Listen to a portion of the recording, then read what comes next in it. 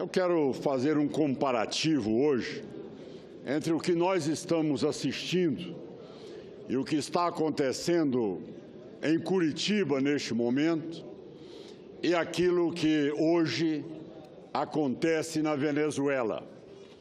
Vejam, senhores, se nós não tivéssemos aqui atingido o objetivo da sociedade brasileira, que foi o afastamento da presidente Dilma Rousseff, em que condições a justiça ia se impor no país. Hoje, na Venezuela, quando qualquer gesto do parlamento contraria a vontade do presidente da República, ele simplesmente desconsidera o parlamento venezuelano, impõe sobre a tutela do Supremo Tribunal Federal e cada vez mais utiliza a população, aqueles que são adeptos da sua tirania, a poder inviabilizar qualquer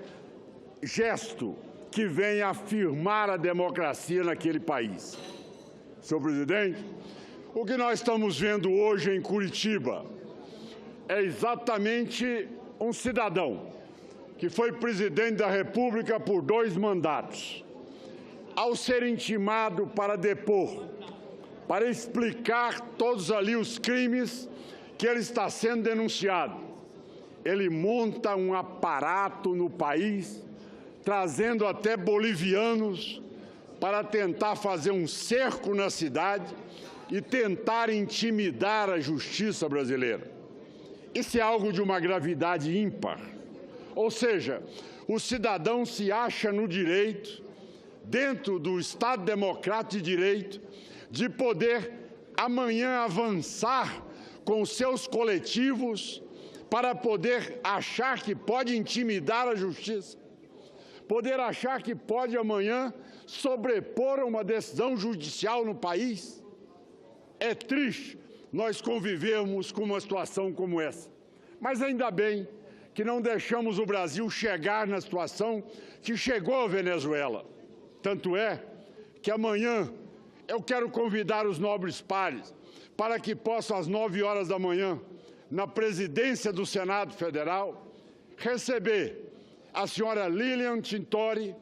que é a esposa de Leopoldo Lopes, que está preso até hoje pela tirania e a truculência do governo Maduro naquele país, onde ele, neste momento, não tendo condições de sustentar o seu governo, ele distribuiu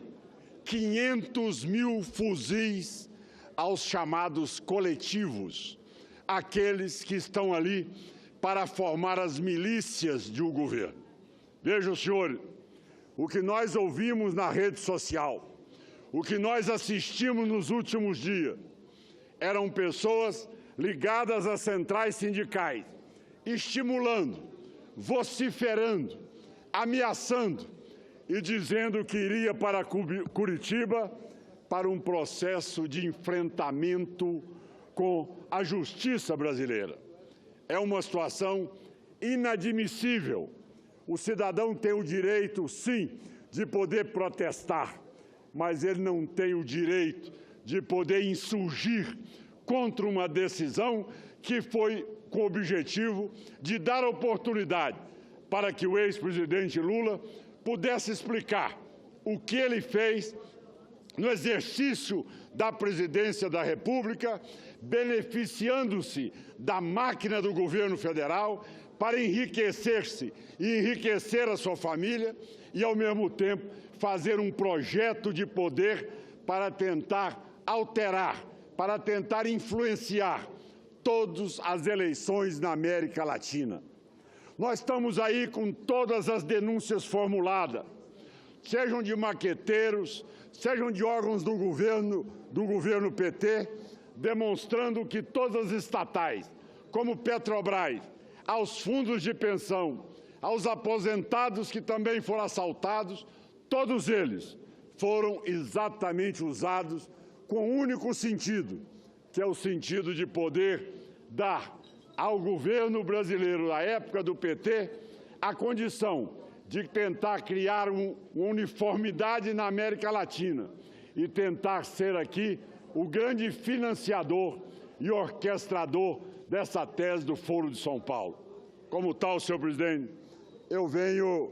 trazer não só o apoio à justiça brasileira, as decisões firmes de toda a Operação Lava Jato, como também da sua força-tarefa, representado na figura do juiz Sérgio Moro, e dizer que a justiça brasileira, como o Congresso Nacional, não vai se curvar a essas ameaças e muito menos a gestos que possam dizer que amanhã eles estejam acima da lei ou desconsiderando o cumprimento da lei. Eu encerro, senhor presidente, dizendo que nós temos certeza absoluta que todos nós temos a obrigação de responder pelos nossos atos. E nós hoje somos funcionários públicos. Nós hoje representamos a sociedade brasileira. No Parlamento Alto do Congresso Nacional aqui, no Senado Federal, nós temos que responder sim a todas as intimações ou perguntas que sejam formuladas. Ao ocuparmos um cargo público, nós não estamos aqui acobertados por imunidades, que nós sejamos aí acima da legislação ou das decisões judiciais. Então, senhor presidente, eu quero não só parabenizar a ação da justiça brasileira, mas também na Operação Lava Jato, que acredito que nas eleições de 2018 nós teremos um outro contexto, aquele que sabe e o eleitor tem a consciência de que se votar ou optar por aquele que acha que vai ganhar a eleição usando máquina de governo, utilizando da estrutura de desvio de dinheiro público em decorrência de ofertas que possam fazer a qualquer uma das operadoras, sabe muito bem que terá uma curta trajetória e não terá como amanhã continuar isto que infelizmente deteriorou nesses últimos 13 anos do governo do PT. Aquilo que nós assistimos no país foi um grande desserviço à nação. Ainda bem que interrompemos antes de chegarmos à condição que hoje vive a Venezuela. Isto aqui, esta casa teve a coragem de fazer com apoio popular. E nós, que tivemos a oportunidade de ter estado lá e vimos a maneira truculenta como uma comissão especial do Senado Federal, oficial do Senado Federal, foi recebida naquele país. Por isso, eu encerro, senhor presidente, dizendo que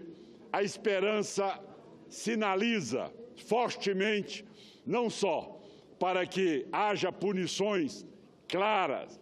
em todos aqueles que utilizaram a máquina do governo para benefício próprio,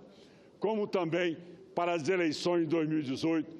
como um novo sinalizador de como nós teremos aí uma próxima eleição, pelo mérito, pela competência, pelo carisma, pela credibilidade, podendo amanhã chegar ao governo dos estados, às assembleias legislativas, à Câmara dos Deputados, ao Senado Federal e à Presidência da República. Nós esperamos, sim, com que o próximo presidente da República tenha altivez e saiba se comportar de acordo com a liturgia do cargo, que saiba entender o momento que é o regime presidencialista exige de um candidato a presidente: transparência, lealdade, bons exemplos e competência e capacidade para poder montar um governo, para poder discutir com a sociedade os grandes debates e tendo a coragem de assumir os desgastes nas horas necessárias, mas tendo as credenciais necessárias para apresentar aí sim todos os projetos que proponham a reformar o país, a dar a perspectiva para o Brasil hoje, que carece de oportunidade de emprego, de uma educação de qualidade e de uma saúde que fala com credenciais que possa amanhã nos tirar desta vala comum aos países africanos, que infelizmente é triste e vergonhosa a maneira com que nós passamos até os dias de hoje. Como tal, eu encerro o meu pronunciamento e agradeço o tempo que me foi dado, senhor presidente, para que pudesse aqui trazer a minha indignação, perplexidade, diante daquilo que nós estamos vendo hoje e assistindo, a tentativa de cercear, de ameaçar, de tentar cercear o direito da justiça brasileira. Mas o resultado foi exatamente de mostrar que a justiça não cede e que a justiça brasileira não se acovarda diante a esses militantes que acham que podem mais do que a lei e que estão acima da legislação brasileira. Muito obrigado, senhor presidente. Era o que tinha a dizer.